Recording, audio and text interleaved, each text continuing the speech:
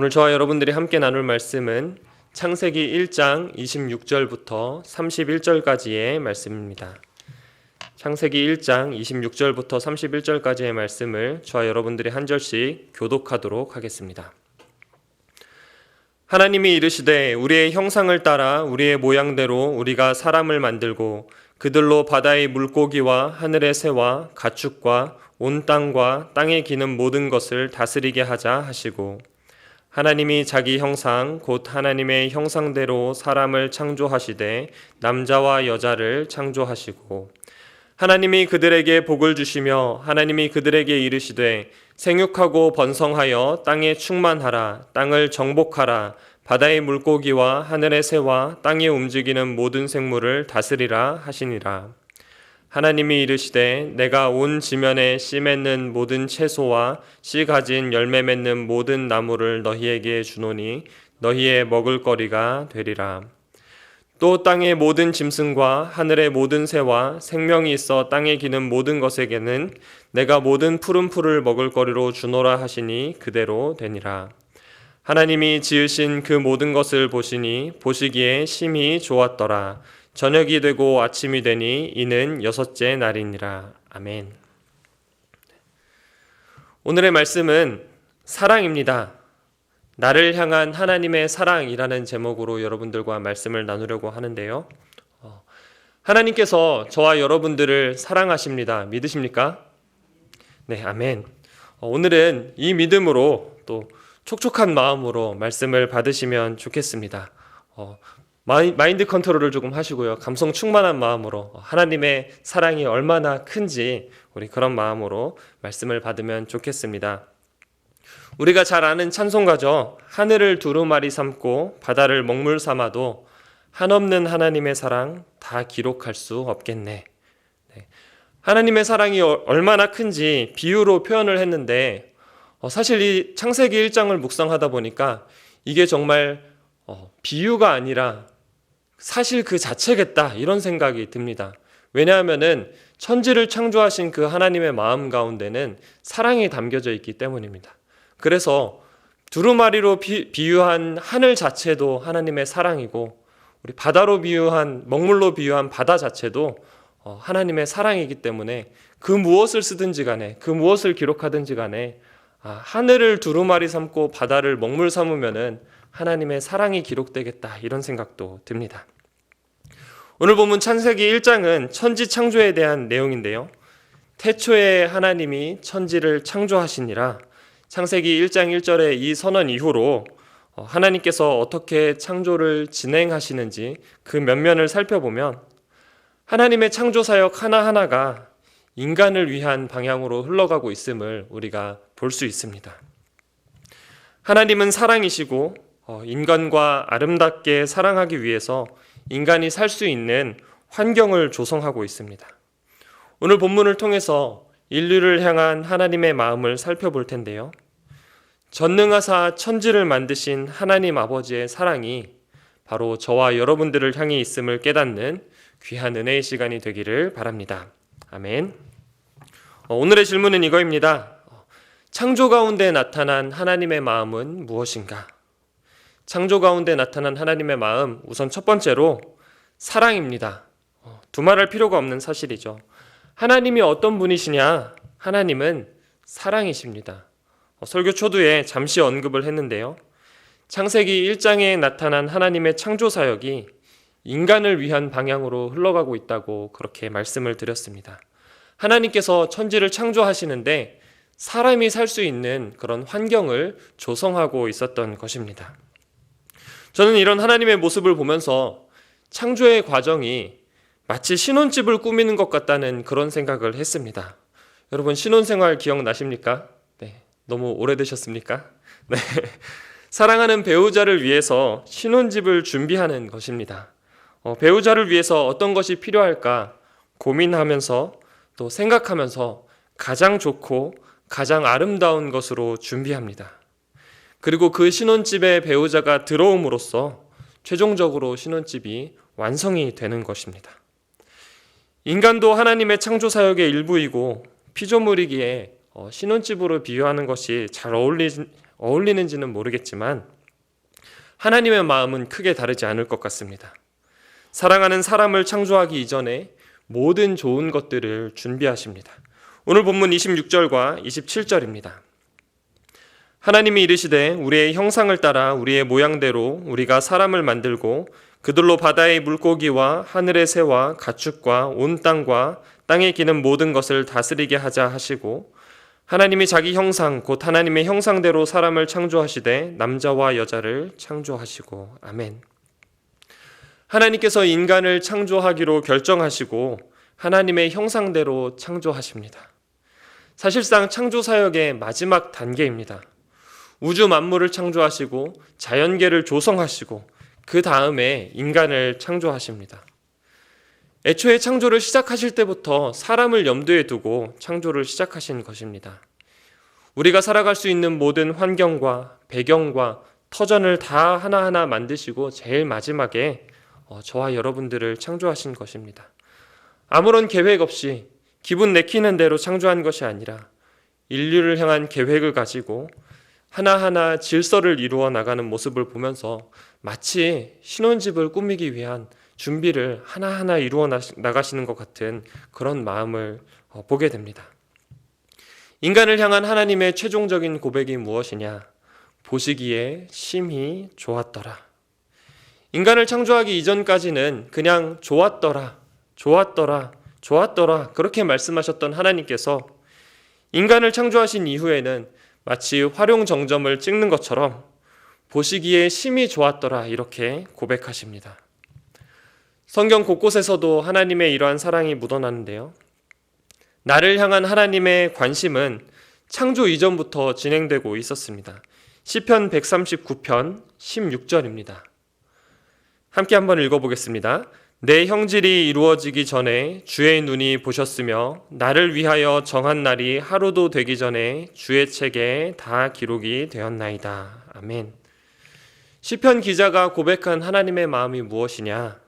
바로 내 형질이 이루어지기 전에 주의 눈이 나를 보셨으며 과학적으로 조금 표현하면 엄마 뱃속에서 세포 분열이 이루어지기 이전부터 하나님의 눈은 나를 향해 있었다. 바로 그런 고백입니다.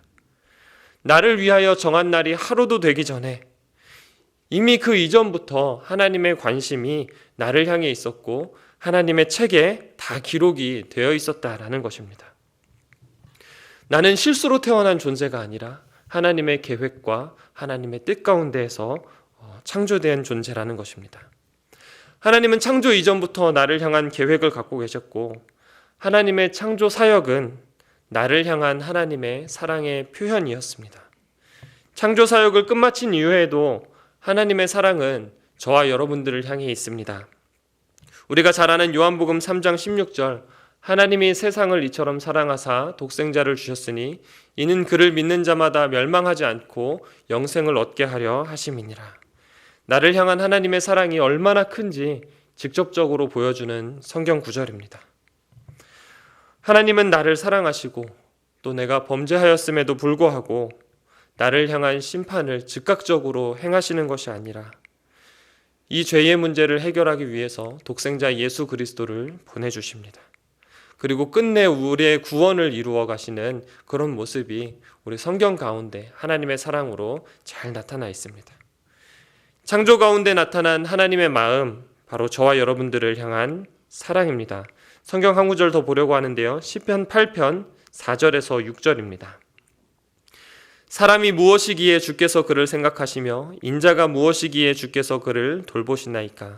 그를 하나님보다 조금 못하게 하시고 영화와 존귀로 관을 씌우셨나이다. 주의 손으로 만드신 것을 다스리게 하시고 만물을 그의 발 아래 두셨으니. 아멘. 시편 기자는 하나님께서 사람을 얼마나 존귀하고 영화롭게 창조하셨는지 그 고백을 하고 있습니다. 또 하나님의 창조 사역이 인간이 위한 것임을 고백하고 있습니다. 그리고 우리가 잘 아는 시편 8편의 가장 핵심적인 문구, 우리가 읽지는 않았습니다만 여호와 우리 주여 주의 이름이 온 땅에 어찌 그리 아름다운지요. 하나님의 창조 사역과 우리 인간을 바라보면서 하나님의 이름이 참 아름답다 이렇게 고백하고 있습니다. 하나님께서는 저와 여러분들을 사랑하십니다. 저와 여러분들은 하나님의 사랑을 받는 존재들입니다. 천지 만물이 하나님의 사랑을 증거하고 있습니다. 이 땅에 살아가면서 하나님의 사랑을 충만하게 누리는 저와 여러분들 되기를 바랍니다. 온 자연 만물 가운데 나타난 하나님의 사랑이 나를 위한 것임을 감사로 고백하는 저와 여러분들 되시기를 우리 주님의 이름으로 축복합니다. 아멘. 창조 가운데 나타난 하나님의 마음은 무엇인가? 첫 번째로 사랑이라고 말씀드렸는데요. 두 번째는 비교할 수 없는 사랑입니다. 두 번째는 비교할 수 없는 사랑입니다. 저와 여러분들을 향한 하나님의 사랑은 비교할 수 없는 사랑입니다. 그냥 사랑이 아닙니다. 나를 향한 하나님의 사랑은 세상 그 어떤 것도 비교할 수 없는 진짜 사랑입니다. 하나님의 창조가 그걸 증명하고 있습니다. 하나님의 창조 사역 가운데 여섯째 날에는 인간만 창조한 것이 아닙니다. 육지 동물과 사람이 같은 날에 지음을 받았습니다. 그런데 같은 날에 육지 동물과 사람이 지음 받았음에도 불구하고 하나님께서는 분명한 구분을 두고 있습니다. 물론 우리가 생각할 때 당연한 얘기일 수도 있습니다. 어떻게 사람과 짐승을 동일선상에 놓으려고 하느냐 이럴 수 있지만 하나님의 마음을 살펴볼 때에 하나님께서 인간을 정말 특별하게 사랑하신다는 것을 볼 수 있습니다. 하나님께서 각 창조 사역을 마칠 때마다 마치 후렴구처럼 하시는 말씀이 있죠. 하나님이 보시기에 좋았더라. 하나님께서 창조 사역을 이루어 가시면서 마치 작품을 하나하나 만드는 것처럼 참 보기에 좋다 감탄을 하시는데 여섯째 날 사역을 마치고 동물과 사람을 마치고 보시기에 좋았더라 이 한마디로 끝날 수도 있는데 육지 동물을 창조한 이후에 보시기에 좋았더라 이 말씀을 하시고 구분을 짓습니다. 그리고 사람을 창조한 이후에는 뭐라고 하십니까? 일반적으로 하나님께서 말씀하셨던 것처럼 보시기에 좋았더라 이렇게 이야기하는 것이 아니라 보시기에 심히 좋았더라. 단순히 모든 창조 사역을 마쳤기 때문에 창조 세계를 보면서 피조물들을 보면서 보기에 참 좋구나 이렇게 말씀하신 것이 아닙니다. 하나님의 창조 계획의 절정, 최종 목적, 인간의 창조가 모든 창조 사역을 마감하는 특별한 창조임을 하나님께서 보여주시는 그런 문구입니다. 인간의 가치는 그 무엇과도 비교할 수가 없습니다. 이건 세상에서도 마찬가지입니다. 그러나 인간의 존귀함에 대한 질서는 하나님께서 부여하신 특별한 권한입니다. 하나님의 창조 질서 가운데 그 어떤 것과도 비교할 수 없는 인간의 가치, 나를 향한 하나님의 사랑이 부여된 것입니다. 정말로 세상 그 어떤 것과도 비교할 수 없는 그러한 사랑입니다. 단지 보시기에 심히 좋았다는 이 표현만으로 이렇게 말씀드리는 것은 아닙니다. 오늘 본문 26절과 27절인데요. 아까 한번 봤지만 다시 한번 읽도록 하겠습니다. 우리 같이 한번 읽어보도록 하겠습니다. 시작. 하나님이 이르시되 우리의 형상을 따라 우리의 모양대로 우리가 사람을 만들고 그들로 와 하늘의 새와 가축과 온 땅과 땅에 기는 모든 것을 다스리게 하자 하시고 하나님이 자기 형상 곧 하나님의 형상대로 사람을 창조하시되 남자와 여자를 창조하시고 아멘. 하나님이 보시기에 심히 좋았더라 이 문구보다 더 근원적인 더욱 비교할 수 없는 가치가 저와 여러분들에게 부여되었습니다. 하나님께서 인간을 만드실 때 어떻게 만드셨느냐? 바로 하나님의 형상대로 우리가 우리의 모양대로 이러한 표현을 사용하고 계십니다. 다른 모든 피조물들과는 다르게 인간의 창조 때만 하나님께서 직접 사전에 하나님 자신의 형상을 원형으로 하여서 인간을 짓겠다고 선언하십니다. 하나님의 형상이라는 것은 우리가 잘 알고 있지만 특별한 의미가 있습니다. 바로 세상으로 하여금 하나님을 바라보게 하는 그러한 통로의 역할을 하게 됩니다. 고대에는 왕이 나라를 다스릴 때 왕이 모든 지역을 돌면서 통치를 할 수 없기 때문에 왕의 형상을 군데군데 세워놨습니다. 백성들은 왕의 형상을 보면서 왕의 다스림을 받는다는 것을 깨닫고 왕을 기억하게 됩니다. 하나님께서 인간에게 하나님의 형상을 부여하실 때에 피조세계를 다스릴 권한을 주십니다. 하나님의 형상대로 사람을 만들고 하나님께서 인간에게 주시는 권한이 무엇이냐? 그들로 바다의 물고기와 하늘의 새와 가축과 온 땅과 땅에 기는 모든 것을 다스리게 하자입니다. 하나님의 형상이라는 것은 창조 질서 안에서 이 땅을 다스리는 특별한 지위를 나타냅니다.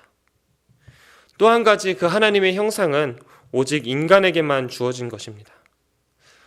하나님께서 가장 싫어하는 것이 무엇일까요? 그것은 바로 하나님의 형상을 만드는 것입니다.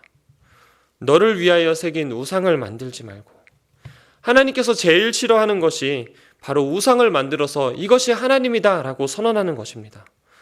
하나님을 어떤 형태로든 형상화해서 가시적으로 보여주려는 행위를 하나님께서는 굉장히 질색하십니다. 이것이 바로 우상숭배라고 하나님께서는 말씀하십니다. 그런데 하나님의 형상을 임의로 만드는 것에 대해 그렇게 질색하시는 하나님께서 적극적으로 자신의 형상을 저와 여러분들에게 부여해 주셨습니다. 저와 여러분들은 그러한 하나님의 형상입니다. 이것이야말로 정말로 비교할 수 없는 하나님의 사랑입니다. 하나님의 창조 가운데 사랑이 담겨 있는데 인간을 향해서, 또 무엇보다도 저와 여러분들을 향해서 세상 그 어떤 것과도 비교할 수 없는 가치와 사랑이 담겨 있습니다. 저와 여러분들은 하나님께로부터 그 어떤 것과도 비교할 수 없는 사랑을 받은 사람들입니다. 오늘도 이 하나님의 사랑 앞에 감사를 고백하는 저와 여러분들 되시기를 우리 주님의 이름으로 축복합니다. 아멘. 마지막 세 번째, 창조 가운데 나타난 하나님의 마음은 무엇인가? 첫 번째는 사랑이라고 말씀드렸고요. 두 번째는 비교할 수 없는 사랑이라고 말씀드렸습니다. 세 번째는 무엇인가? 바로 나를 향한 사랑입니다. 사실 오늘은 이 말씀을 가장 드리고 싶었습니다. 하나님의 사랑은 인간을 향한 것이다 이렇게 선포할 수도 있지만 하나님의 사랑은 바로 나를 향한 것이다. 하나님의 사랑이 바로 저와 여러분들을 향해 있습니다. 천지를 창조하는 모든 과정이 인간을 향한 사랑이라고 말할 수도 있지만 결국은 나를 향한 사랑입니다.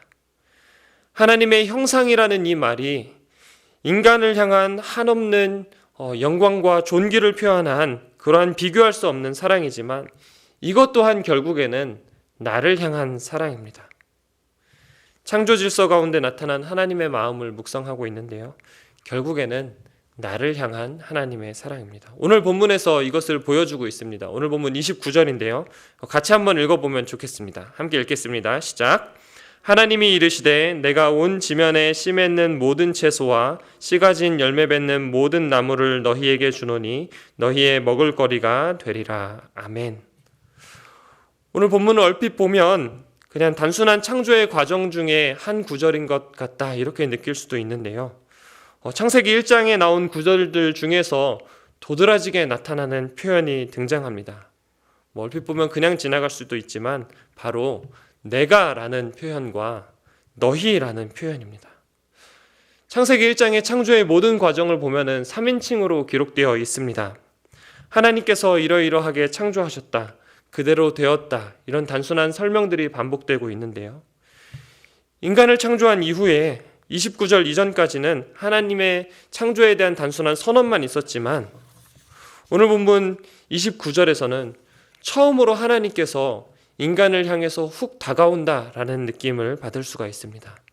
하나님 자신을 1인칭으로 표현하고 인간을 2인칭으로 표현합니다. 창조주와 피조물의 관계이지만 하나님께서는 단순히 창조주와 피조물의 관계보다는 나와 너 사이가 되고 싶다라는 그런 의미를 부여하십니다. 나와 너의 관계가 된 것입니다. 하나님과 인간 사이에 처음으로 관계가 형성되는 모습을 바로 오늘 본문에서 기록하고 있는 것입니다. 하나님께서 인간에게 한 최초의 말씀이 무엇이냐? 바로 29절과 30절입니다. 우리가 잘 눈여겨본 구절은 아니었지만 우리 같이 한번 읽어보도록 하겠습니다. 함께 읽겠습니다. 시작. 하나님이 이르시되 내가 온 지면에 씨 맺는 모든 채소와 씨 가진 열매 맺는 모든 나무를 너희에게 주노니 너희의 먹을거리가 되리라. 또 땅의 모든 짐승과 하늘의 모든 새와 생명이 있어 땅에 기는 모든 것에게는 내가 모든 풀을 먹을거리로 주노라 하시니 그도로 되니라. 아멘. 하나님께서 인간을 창조하실 때에 영적인 대화와 교제를 나눌 상대로 만들었음을 보여주는 구절입니다. 하나님께서 인간을 보시기에 심히 좋았다고 극찬하는 이유가 무엇이냐? 다른 어떤 것보다도 하나님과의 관계가 이루어졌기 때문입니다. 나와 너의 관계, 저 멀리 하늘에 있는 절대자와 저 아래 땅에 있는 피조물의 거리감이 아니라 바로 옆에서 대화하고 교제하는 너랑 나 사이가 된 것입니다. 하나님께서 이것을 너무나 기뻐하셨습니다. 이 하나님의 마음이 무엇이냐? 너랑 나 사이, 바로 나를 향한 하나님의 사랑입니다. 하나님께서는 나를 사랑하십니다. 하나님께서 저와 여러분들을 정말로 사랑하십니다. 하나님의 마음이 그런 것 같습니다. 모든 것을 다 주고 싶은 마음. 창세기 1장을 보면은 일부, 이것저것 제외하고 이런 표현이 없습니다. 특별히 사람을 향해서 말씀하실 때에는 모든 채소, 모든 나무, 모든 것을 다스리게 하자. 하나님의 모든 창조 사역이 저와 여러분들을 향한 사랑이라는 것입니다. 오늘 본문 28절 한 번 더 볼 텐데요. 제가 읽도록 하겠습니다. 하나님이 그들에게 복을 주시며 하나님이 그들에게 이르시되 생육하고 번성하여 땅에 충만하라. 땅을 정복하라. 바다의 물고기와 하늘의 새와 땅에 움직이는 모든 생물을 다스리라 하시니라. 단지 인간에게 하나님께서 특별한 지위를 부여하셨다, 이렇게 우리가 볼 수도 있지만 하나님과 인간의 관계이기 때문에, 너랑 나의 관계이기 때문에 가능한 말씀을 하십니다. 하나님께서 인간에게 부여해 주신 생육의 축복과 세상을 다스리고 정복할 권세와 사명을 볼 때마다 그것이 나를 향한 하나님의 사랑임을 기억하면 좋겠습니다. 창조 질서다, 우리가 이러한 표현을 종종 사용합니다. 세상이 돌아가는 원리와 기원에 대해서 궁금할 때, 우리가 과학적으로 설명이 불가능할 때 종종 이것은 창조 질서다, 이런 표현을 합니다. 하나님께서 그렇게 하셨다라는 것입니다. 혹시 세상 사람들은 인정하지 못할지라도 우리 믿는 사람들에게는 이 한마디에 아무런 토를 달지 못합니다. 하나님께서 하신 것이니까. 모든 존재와 현상을 규명하는 그런 궁극적인 기원이 되는 것입니다. 그래서 더 이상 원인이나 이유를 설명할 필요가 없습니다. 그런데 나를 향한 하나님의 사랑이 바로 그렇습니다. 나라는 존재의 가치가 바로 여기서 결정됩니다. 나를 향한 하나님의 사랑은 바로 창조의 질서입니다. 하나님의 형상으로 지음받은 저와 여러분들은 하나님의 위엄과 영광을 반영하는 사람들입니다. 무엇보다도 인격적인 본질인 그 영혼을 갖고 하나님과 사랑의 교제를 나누는 그러한 존재들입니다. 나를 향한 하나님의 사랑이 우리가 살아갈 수 있는 이 세상을 존재하게 했습니다. 또 우리의 존재 목적 또한 하나님과 사랑하기 위해서 지음을 받았습니다. 우주 만물을 창조하신 하나님께서 저와 여러분들에게 바라시는 것은 바로 저와 여러분들의 아버지가 되는 것입니다. 창조주와 피조물의 관계보다도 너와 나 사이의 관계가 되기를 간절히 바라십니다. 하나님께서는 저와 여러분들은 이런 사랑의 관계로 부르셨습니다. 나를 향한 하나님의 사랑 앞에 감사를 고백하는 저와 여러분들 되시기를 우리 주님의 이름으로 축복합니다. 아멘. 말씀 정리합니다. 오늘의 말씀은 나를 향한 사랑입니다. 창조 질서 가운데 나타난 하나님의 마음은 바로 사랑입니다. 우주 만물을 말씀으로 창조하시며 세밀하게 하나하나 질서를 세울 때마다 하나님의 따뜻한 사랑이 바로 새겨져 있습니다. 그 무엇과도 비교할 수 없는 사랑이고 무엇보다 나를 향한 아버지의 사랑입니다. 하나님의 그 크신 사랑 앞에 진심으로 감사를 표현할 수 있는 저와 여러분들 되시기를 우리 주님의 이름으로 축원드립니다. 아멘. 우리 함께 주는 완전합니다 찬양하시면서 우리 기도의 자리로 나아가도록 하겠습니다.